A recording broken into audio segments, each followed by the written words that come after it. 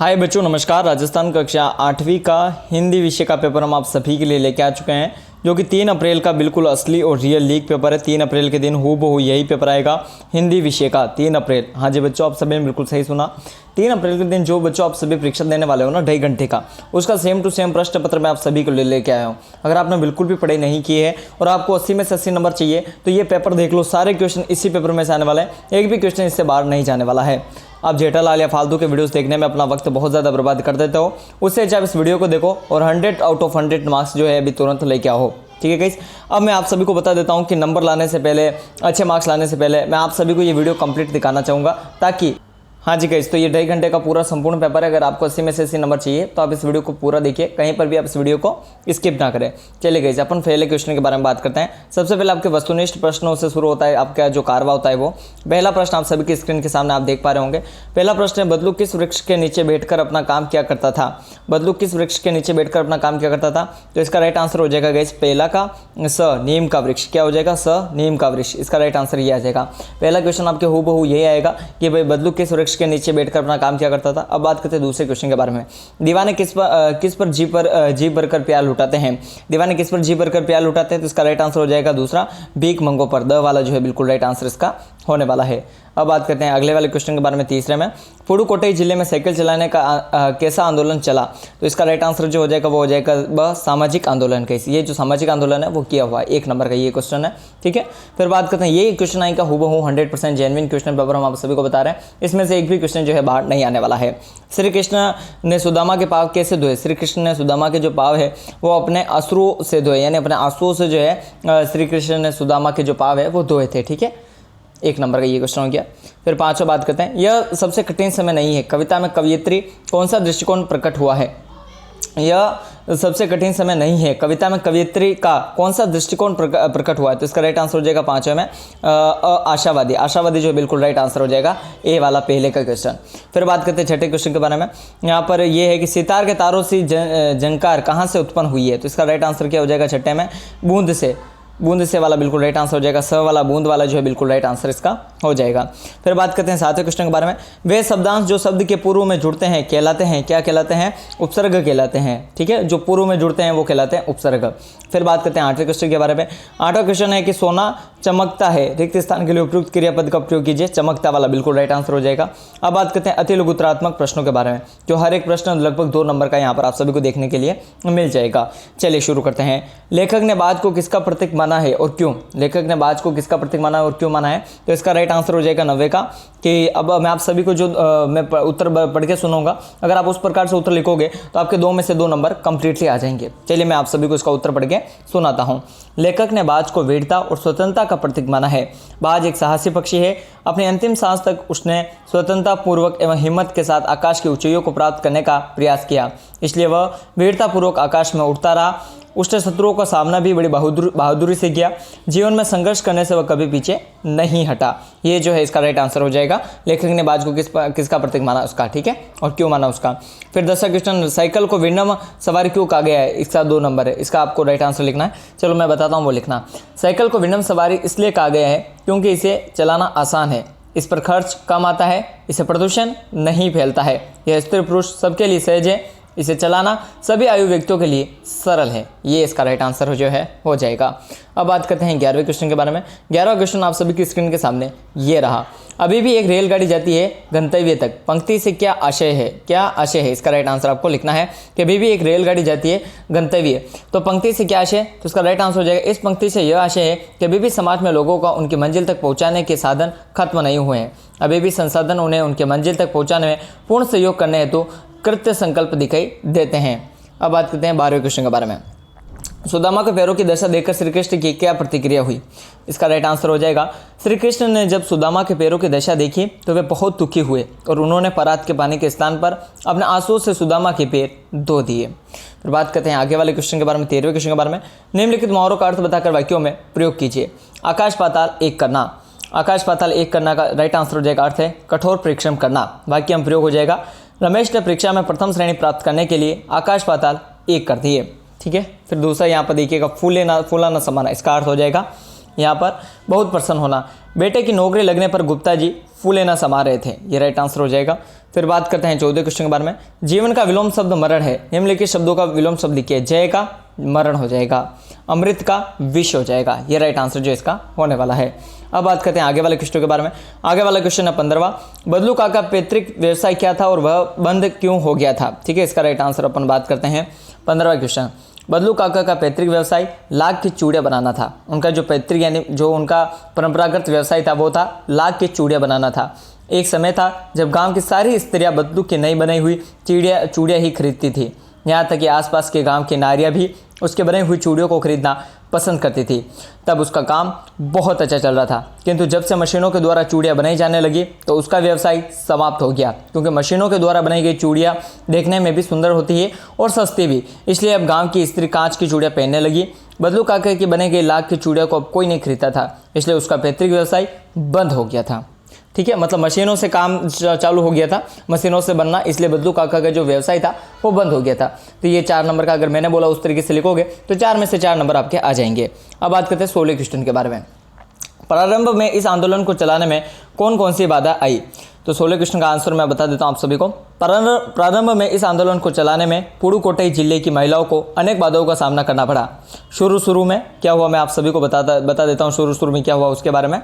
ठीक है, शुरू में पुरुष साइकिल चलाने वाले स्त्रियों पर फब्तियाँ कसते थे, यानी मजाक उड़ाते थे पुरुष।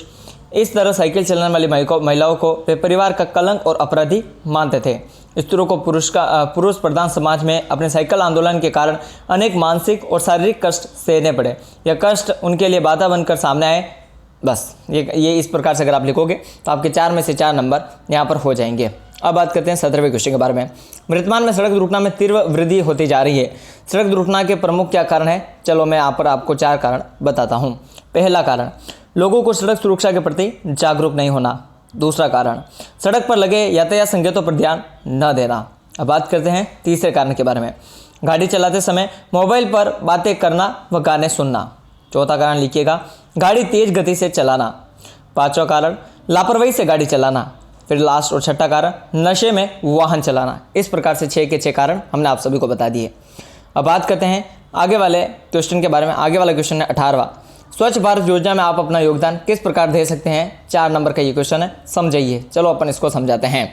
ठीक है, 18वां क्वेश्चन, गांधी जयंती के अवसर पर हमारे देश के प्रधानमंत्री ने स्वच्छ भारत योजना का अभियान प्रारंभ किया था। इस अभियान में योगदान करने के लिए हम सभी को सफाई के प्रति जागरूक होना आवश्यक है। इसके लिए हमें अपनी आदतें भी बदलनी होगी। हमें सड़क पर थूकना, कूड़ा कचरा फेंकना, खुले में मल मूत्र त्याग करना जैसी आदतों को तुरंत छोड़ना होगा। अपने आसपास की सड़कों, गलियों, नदियों, तालाबों, घरों और सार्वजनिक स्थानों पर स्वच्छ बनाने के लिए हम सब सामूहिक रूप से प्रयास करेंगे। सार्वजनिक स्वच्छता व व्यक्तिगत स्वच्छता के लिए हम अपना पूरा योगदान देंगे। साथ ही अपने साथियों को भी इसके लिए प्रेरित करेंगे। ये क्वेश्चन हो गया। फिर बात करते हैं 19वें क्वेश्चन के बारे में। 19वां क्वेश्चन आप सभी की स्क्रीन के सामने ये रहा। निम्नलिखित विशेषण शब्दों का प्रयोग करते हुए वाक्य में प्रयोग कीजिए। पहला है मीठा, मुझे मीठा खाना पसंद है। फिर दूसरा है दयालु, दयालु लोग दूसरों की मदद के लिए हमेशा तैयार रहते हैं। फिर तीसरा है कलम, मेरी कलम लाल है। फिर चौथा है 30, कक्षा में 30 बच्चे हैं। ये राइट आंसर हो जाएगा। फिर बात करते हैं 20वें क्वेश्चन के बारे में। नीचे दिए गए पद्यांश की सब प्रसंग आपको व्याख्या करनी है। अब यहाँ पर अपन सबसे पहले पद्यांश पढ़ लेते हैं। देखी सुदामा की 3 दशा, करुणा करी के करुणा निधि रोई, पानी परात को हाथ छुयो नहीं, नैनन के जल सो पग धोई। अपन पद्यांश पढ़ते हैं, उससे भी समझ में आ रहा है कि भाई कृष्ण भगवान ने जब सुदामा के पैर देखे तो उनकी हालत देखी नहीं गई और उन्होंने जो है कहने का मतलब जल से नहीं अपने नैनों के मतलब आंसू से उसको धोया। चलो ठीक है, लेकिन अपने को इसको सप्रसंग व्याख्या करनी है तो 4 नंबर मिलेगा। तो सबसे पहले आपको इस पर सप्रसंग लिखना है। सप्रसंग लिख के अपन स्टार्ट करते हैं। प्रस्तुत काव्यांश हमारी हिंदी पाठ्य पुस्तक वसंत भाग 3 में संकलित नरोत्तम दास जी द्वारा रचित काव्य सुदामा चरित्र से लिया गया है। इसमें कृष्ण सुदामा के मिलन तथा सुदामा की दीन अवस्था व कृष्णा की उदारता का वर्णन है। अब अपन इसकी व्याख्या करते हैं। उपयुक्त पंक्ति में कवि कहते हैं कि सुदामा का ऐसा हाल देखकर करुणानिधि रोए। श्री कृष्ण दया से रो पड़े। उन्होंने सुदामा के पैर धोने के लिए मंगई परात को हाथ नहीं लगाया बल्कि अपने आंसू से ही पैर को धो डाले। ये इसका राइट आंसर हो जाएगा। अब बात करते हैं यहाँ पर 21वें क्वेश्चन के बारे में। अपने को इसका जो है मिलान करना है। चलिए अपन इसको मिलान कर देते हैं। सबसे पहले खंड 1 फिर खंड ख के बारे में। खंड 1 को अपन मिलान करते हैं। फिरे ये जो है उससे जुड़ जाएगा घूमना, फिरे जो जुड़ जाएगा इसे घूमने से। फिर बात करते हैं जीभी जुड़ जाएगा जीभ से, जीभी जुड़ जाएगा जीभ से। फिर होता है जग, जग जुड़ जाएगा संसार से, जग जुड़ जाएगा संसार से। फिर होती है किति, किति हो जाएगा कितने में। फिर हो जाएगा भूई, भूई हो जाएगा भूमि, भूमि। फिर है दौ, दौ हो जाएगा दोनों। इस प्रकार से इसका राइट आंसर हो जाएगा। अब बात करते हैं आगे वाले क्वेश्चन के बारे में। 22वां क्वेश्चन, ठीक है। दिए गए, एक मेल आया, मेल को हटा देता हूँ। अब बात करते हैं, दिए गए कोष्टक में उचित शब्दों का चयन कर रिक्त स्थानों की अपने को पूर्ति करनी होगी। तो पहले में आ जाएगा धूल, क्या आ जाएगा, धूल। फिर बात करते हैं दूसरे के बारे में, दूसरे के बारे में आ जाएगा गोरस, गोरस। पहले में आ जाएगा हम धूल उड़ाते जहाँ चले, दिन प्रतिदिन हानि होती है गोरस की, ये हो जाएगा। फिर तीसरे की बात की जाए ग वाले में, तो ग वाले में आ जाएगा गैस माखन, ठीक है। तेरे लाल मेरो माखन खायो, ठीक है। फिर बात करते हैं चौथे में कि जाने को अही बसे कई ग्रामा, तो यहाँ पर आ जाएगा चौथे में ग्रामा। नैनन के जल सोपक दो, यहाँ पर ये राइट आंसर हो जाएगा इसमें। पांचवें में जल, दूसरे देश को क्या भेजती है, यहाँ पर सुगंध भेजती है, यहाँ पर लास्ट में सुगंध आ जाएगा। तो इस प्रकार से आपको इसको जो है सॉल्यूशन करना था। अब बात करते हैं आगे वाले 23वें क्वेश्चन के बारे में। निम्नलिखित गद्यांश को पढ़कर नीचे दिए गए प्रश्नों के उत्तर दीजिए। चलिए अपन इस गद्यांश को पढ़ लेते हैं। अब भी सेवा, ईमानदारी, सच्चाई और आध्यात्मिकता के मूल बने हुए हैं। वे दब अवश्य गए हैं लेकिन नष्ट नहीं हुए हैं। आज भी वह मनुष्य से प्रेम करता है, महिलाओं को सम्मान करता है, झूठ और चोरी को गलत समझता है, दूसरे को पीड़ा पहुंचाने को पाप समझता है। हर आदमी अपने व्यक्तिगत जीवन में इस बात का अनुभव करता है। समाचार पत्रों में भ्रष्टाचार के प्रति इतना आक्रोश वह यही साबित करता है कि हम ऐसी चीज़ों का गलत समझते हैं। यहाँ पर पहले का राइट आंसर मैं बता देता हूँ। भारतीय समाज को अब भी कौन से मूल्य मौजूद है, तो इसका राइट आंसर हो जाएगा भारतीय समाज में अब भी सेवाभावी, ईमानदारी, सच्चाई और आध्यात्मिक मूल्य मौजूद है। फिर दूसरे क्वेश्चन के बारे में बात करते हैं। दूसरा क्वेश्चन यहाँ पर यह आ जाएगा, भारत का हर सभी व्यक्ति क्या अनुभव करता है। भारत का हर जीवन में अच्छे कामों के महत्व का अनुभव करता है। ये राइट आंसर इसका जो है होने वाला है। फिर बात करते हैं आगे वाले क्वेश्चनों के बारे में। ग के बारे में, समाचार पत्रों में किस बातों को लिए आक्रोश रहता है। समाचार पत्रों में समाज में बढ़ रहे भ्रष्टाचार को लेकर आक्रोश रहता है। फिर चौथा है, नीचे लिखे विलोम शब्द गद्यांश में पढ़कर लिखिए। सदाचार का हो जाएगा भ्रष्टाचार और घृणा का हो जाएगा प्रेम। इस प्रकार से इसका राइट आंसर जो है होने वाला है। फिर बात करते हैं 24वें क्वेश्चन के बारे में। आप मान लो कि आप भरतपुर निवासी वीरपाल है। पिताजी की गरीबी के कारण आप विद्यालय का शुल्क देने में असमर्थ है। अपने प्रधानाध्यापक को शुल्क मुक्ति प्रार्थना है तो प्रार्थना पत्र लिखिए। चलिए गाइस, जब मैं बोलता हूँ उसको ध्यान से सुनिएगा। अब मैं बोलता हूँ अगर उस प्रकार से आप लिखोगे तो आपकी शुल्क मुक्ति हो जाएगी। चलिए शुरू करते हैं। सेवा में श्रीमान प्रधानाध्यापक, राजकीय माध्यमिक विद्यालय भरतपुर, राजस्थान। महोदय, विनम्र निवेदन है कि मैं आपके विद्यालय में कक्षा 8वीं का छात्र हूँ। मेरे पिताजी के पास मात्र 2 बीघा खेत है और हम 4 भाई बहन हैं। सभी अध्ययन कर रहे हैं। पिताजी की अल्प आय होने के कारण घर का खर्चा मुश्किल से चल पाता है, जिस पर 4 बच्चों के शुल्क का खर्चा उठाना असंभव है। यदि स्थिति ऐसी ही रही तो पिताजी मुझे पढ़ने से रोक सकते हैं। ऐसी हालत में श्रीमान जी से प्रार्थना है, यदि मेरा शुल्क माफ़ कर दें तो न केवल मेरी पढ़ाई अच्छी तरह चल पाएगी वरन पिताजी को भी सहायता पहुँचेगी। मुझे पूर्ण विश्वास है कि मेरी कमजोर आर्थिक स्थिति को देखते हुए अवश्य ही शुल्क मुक्ति प्रदान की कृपा करेंगे। आपका आज्ञाकारी शिष्य वीरपाल, कक्षा 8वीं, दिनांक 22/2/2024। इस प्रकार से आपको अगर आप प्रार्थना पत्र लिखोगे तो आपका पूरा का पूरा हो जाएगा। अब बात करते हैं अथवा वाला संवाद, फल वाला और ग्राहक के बीच। चलो अपन ये संवाद भी पूरा कर लेते हैं। और ये लिखना है तो कैसे करोगे मैं आपको बता देता हूँ। फल वाला बोलता है, आइए बाबूजी आपके मतलब के सेब है। अब ग्राहक बोलता है, ठीक है, किस भाव से बेचे हैं सेब। फिर है, चीनी से भी ज़्यादा मीठे हैं बाबूजी, आपको 20 रुपये किलो लगा दूंगा। 20 रुपये तो अधिक मांग रहे हो। फिर फल वाला बोलता है, बाबूजी माल के दाम है। ग्राहक बोलता है, तो ठीक है 15 रुपये लगा दो।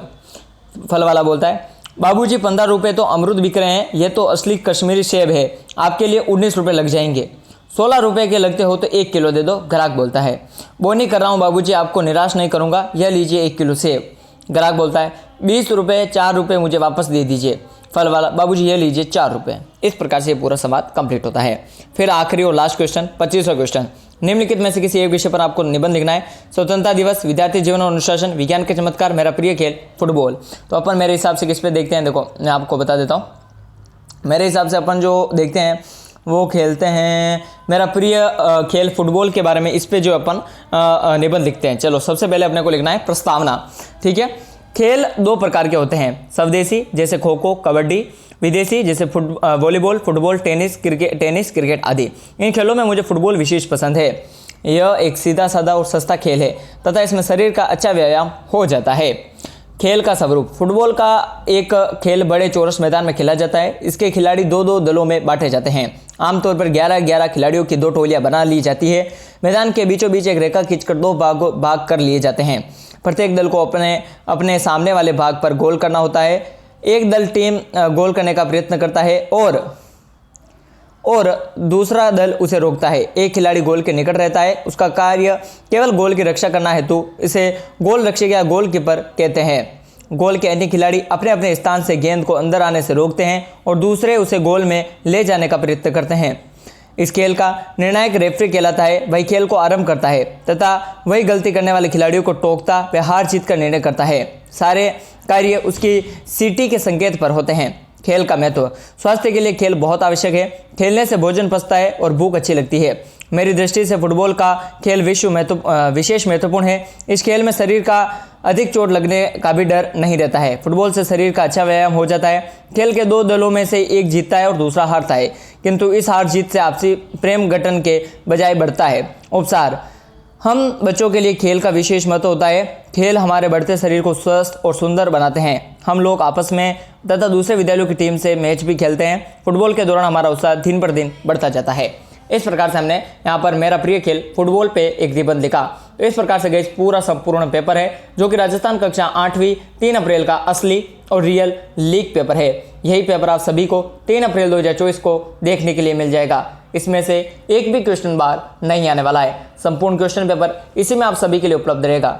वीडियो पसंद आया हो तो वीडियो को लाइक करें, चैनल पर नए हो तो चैनल को सब्सक्राइब जरूर से करें। तब तक के लिए जय हिंद, भारत माता की जय। साथियों।